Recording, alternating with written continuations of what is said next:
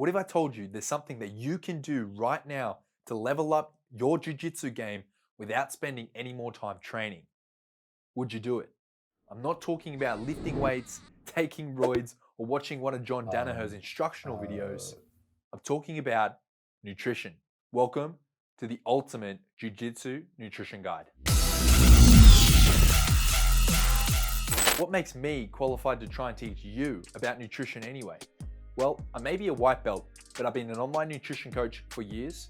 I'm an ISSN recognized sports nutrition specialist, and I've been working one-on-one with jiu-jitsu athletes to help them level up their game on the mats, utilizing the power of nutrition. Eating for performance in jiu-jitsu is very different to eating a weight loss diet, or eating a diet like a bodybuilder, or just eating a regular healthy diet. Eating for performance is deliberate and specific nutrition tactics that are going to help you perform better on the mats. So what is a jiu-jitsu nutrition diet? Let's find out. All right, so before we delve into the specifics, we need to understand some basics. After all, you need to know how to shrimp before you can do a flying armbar, right? Come on, man. Don't bore us with some bullshit you learnt from a nutrition textbook. I'm not gonna sit here while you read science to me. Whoa. Hold your horses, champ. Take a seat. We need to understand the basics first before we can apply any actual practical knowledge. It's only gonna take 60 seconds and I swear it will be entertaining. I bet I'm not the first person you've said that to, eh? Exactly. Wait, what? All right, let's cover the basics. Let's put 60 seconds on the clock and start. Jiu-jitsu is a combat sport. It is super dynamic and it demands a lot from your body. Eating for jiu-jitsu is eating for performance. This is different to eating just like a bodybuilder or a weight loss diet. The first thing we need to understand is your total daily energy expenditure, or TDEE. You are burning calories constantly. You're even burning calories right now as you're watching this video. So to fuel your body to be able to perform at jiu-jitsu, you need to make sure you're eating enough calories. You're eating enough to meet your energy demands. Macronutrients are what make up your total calories. The three key macronutrients are protein, carbohydrates, and fats. Protein equals 4 calories per gram, carbohydrate equals 4 calories per gram as well, and fat equals 9 calories per gram. All right, now that we have the basics, let's learn how to eat to win, and time. See, bro, I told you it wouldn't be that bad. Yeah, right, I'll admit, that was pretty good. But how is any of this actually gonna help me with my jits, bro? I thought you'd never ask. Okay, let's bring it back to the jiu-jitsu context.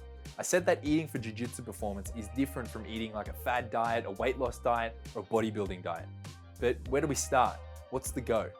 The first step is establishing our baseline to work from. All we need for this is our TDEE.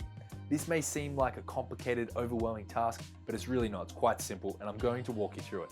All you really need to start is your phone. Jump on to tdee.net to get started. Let's walk through an example. For demonstration purposes, I'm going to use my own body stats. I'm a 26-year-old male, I'm 179 centimeters tall, and I'm about 10% body fat. For argument's sake, I'm going to use heavy exercise as my exercise load. If you don't know what your body fat percentage is, don't worry about it, it's okay. Just leave it blank because it is optional. If you do happen to know your body fat percentage, go ahead and enter it. Now, in terms of your energy expenditure, we need to get a rough idea of how much exercise you're doing. For a rule of thumb, if you're training jiu-jitsu every day, then you should probably put either moderate or heavy exercise. And if you work in something like laboring or construction that has a heavy demand on your body throughout the day, you'd also consider putting in heavy exercise. If you're not sure, just go with moderate.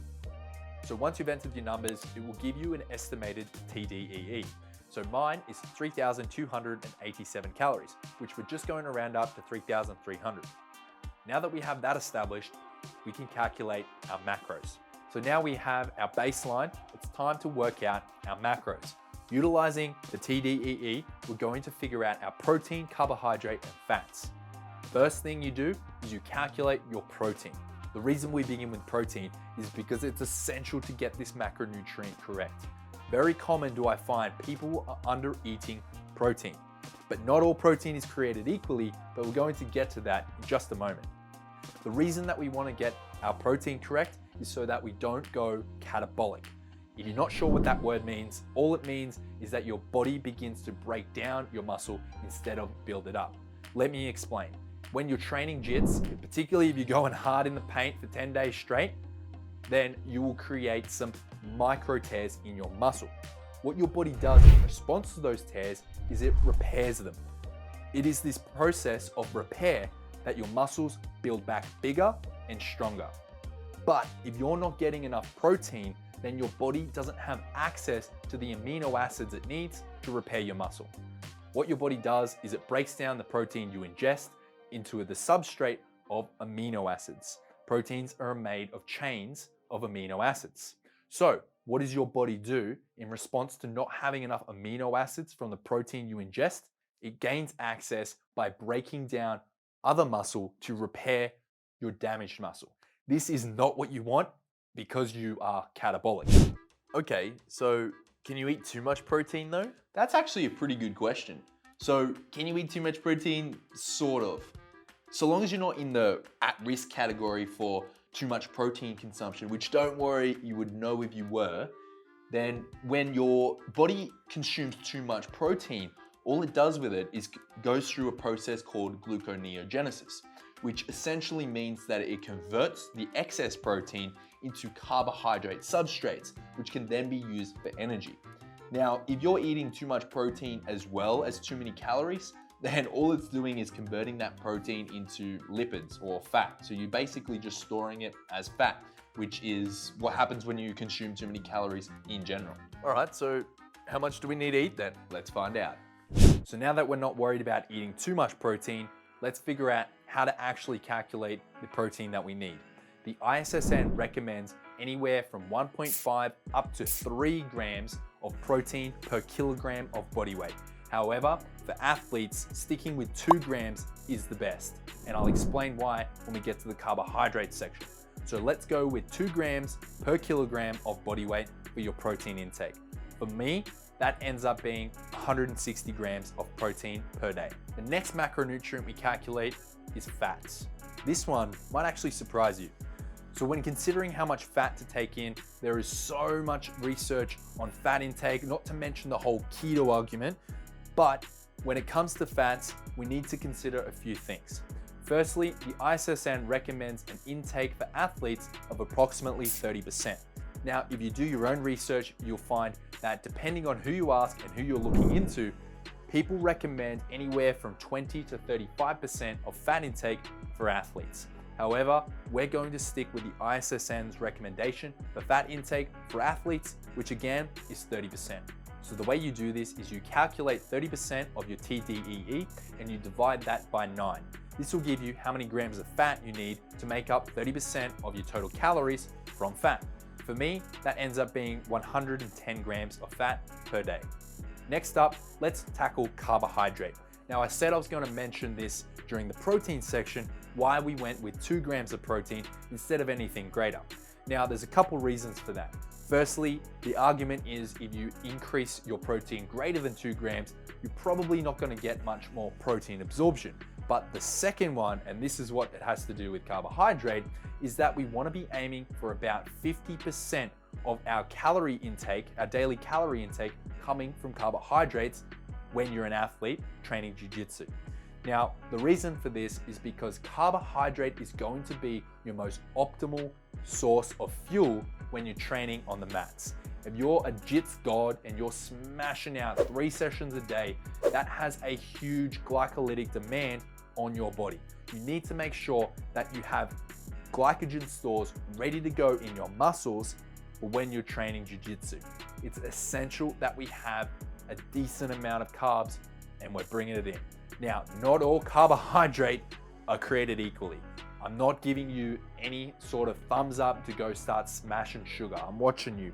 No chocolate. Don't make me run! I'm full of chocolate! So practically, the way we calculate our carbohydrate is we take the remaining calories of what's left over once we take into account our protein and our fats. And that will give us approximately 50% of carbohydrate intake, give or take a little bit either side. So in the case of my numbers here, That gives us 415 grams of carbs per day. These are just numbers, dude. How is any of this helping my jiu-jitsu? Just tell me what to eat Whoa, already. whoa, ease up, Turbo, ease up, Turbo.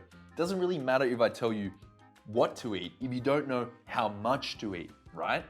I mean, I guess you're right, but what am I gonna eat? What do I do with these macros? Yeah, well, the next step is selecting our food sources. Let's get into it.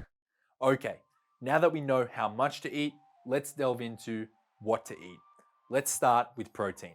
When it comes to selecting protein sources, athletes are best off utilizing a wide variety of protein sources so that not only are they getting a diverse array of essential amino acids, they're also getting the nutrients that are accompanying those diverse array of protein sources. The following is my personal recommendation for protein, and the way I've calculated this out is by considering the bioavailability of the protein, the essential amino acid profile of the protein, and the digestibility of the protein source in your body. So this is my personal recommendation for protein sources.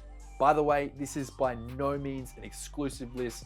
This is just some recommendations to point you in the right direction. First up, we have milk, including whey protein. Next is eggs, lean, fleshy meats like chicken and beef, chickpeas, fish, rice protein, and vegetables.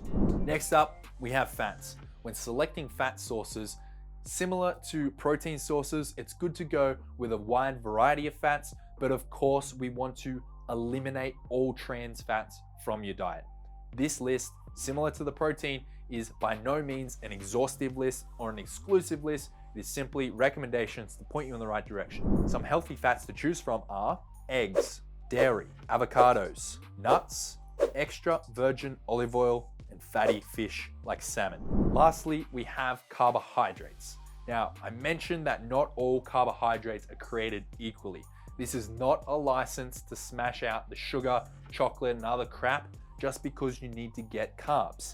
By no means should you be avoiding or vilifying carbohydrate, just carefully consider which carbs you're selecting. So what I like to do is create a blend of complex and simple carbs in my diet. Whole grains, rice, including brown and white rice, starchy vegetables, sweet potato, fruits, and legumes. Okay, so now that we know what to eat, let's tackle when to eat. So here's what you need to know. Make sure you're eating 3 to 5 meals spread out evenly throughout the day, or in the case of intermittent fasters out there, throughout your eating window. All you need to do is ensure that you have a good spread between all 3 macronutrients in each of your meals. For added bonus points, and if you really want to delve into it, try to avoid having any more than about 40 grams of protein per meal, because this can impact your protein absorption. For pre-training, I recommend eating anywhere from an hour to 2 hours prior to training, and when you select that meal, go with a simple carbohydrate and a fast absorbing protein source. That would look like a piece of fruit, like a banana, and whey protein, like a protein shake. Next is post-workout meal. This is probably the most important meal to make sure you get right. When you exercise, it is important to refuel your body following that exercise, particularly if you're going to train sometime else throughout the day. What I mean by this is if you're training jiu-jitsu in the morning and maybe you're doing weights in the evening or vice versa, it's important to eat within about 20 minutes of that training session after it's finished, and for that meal to include carbohydrate. This is so that your muscle glycogen stores can have a chance to resupply prior to your next exercise effort. If you're only training once per day, a post-workout meal is still really important, and make sure that it includes both carbohydrate and fats. Let's put it all together. Let's go through an example of what a nutrition plan looks like following the principles that we've already discussed. All right, so this is what I eat in a day. First meal of the day is brown rice with lean mince and a bit of cheese. The next meal is white fish curry with vegetables and quinoa. This is followed by my pre-workout meal of 30 grams of whey protein and a banana. I eat this approximately an hour and a half before training. Immediately after training, I have chicken breasts with sweet potato and vegetables with a drizzle of extra virgin olive oil as a dressing. Following that, I have my dessert. So I have full fat Greek yogurt, frozen mixed berries, and psyllium husk for fiber. Now that is what I'm currently eating. It has a good mix of protein sources, and I didn't get into nutrient timing too specifically, but I am doing intermittent fasting at the moment. So my first meal is around about 12 o'clock. Okay, so I wanted to address this at the end. What if you don't want to calculate your macros? What if you don't want to weigh out your food and you're not really interested in that, but you still want to get the benefits of following some form of structured nutrition plan for Jiu-Jitsu? Here's what you can do. First things first is just consider what protein, carbohydrate, and fat sources you're consuming. Make sure that at least half of your plate has some form of carbohydrates, a quarter of it is filled up with vegetables, and the rest can be reserved for protein and fat sources. You don't need to weigh out your food and be super anal about it, but if you don't know anything about macros or calories, it might be a good idea to temporarily start tracking your macros with an app like MyFitnessPal to help you to get a good idea of what food looks like. So you can start to approximate, okay, so that's 30 grams of protein here, or that's 700 calories there. One of the most common problems in the jiu-jitsu space is, funnily enough, people under eating. So you want to make sure that you have some form of understanding and your meals are at least considered. Now, this is designed just to get you started. Your TDEE is, again, just a baseline where you can build from there. If you want some assistance in formulating your own nutrition plan, calculating your macros, or trying to figure out how many calories you should be eating, drop a comment below and I'll see if I can give you a hand. Alternatively, if you don't want to post it publicly on YouTube, jump over to my Instagram, Kieran Lefebvre, and slide into my DMs and I'll see if I can give you a hand. In order to take your nutrition seriously, particularly if this is all new to you, I highly recommend consulting with a sports nutrition specialist to give you a hand and point you in the right direction. But if you want to just give it a go and try to level up your jiu-jitsu utilizing nutrition, I hope this guide serves as a good place to start. Thanks so much for watching. I hope you got some value out of it. If you did, please show me some love in the comments. Feel free to subscribe to the channel and chuck me a thumbs up. It really does help to support the channel, and I appreciate all the love and support so far. So thanks so much for watching.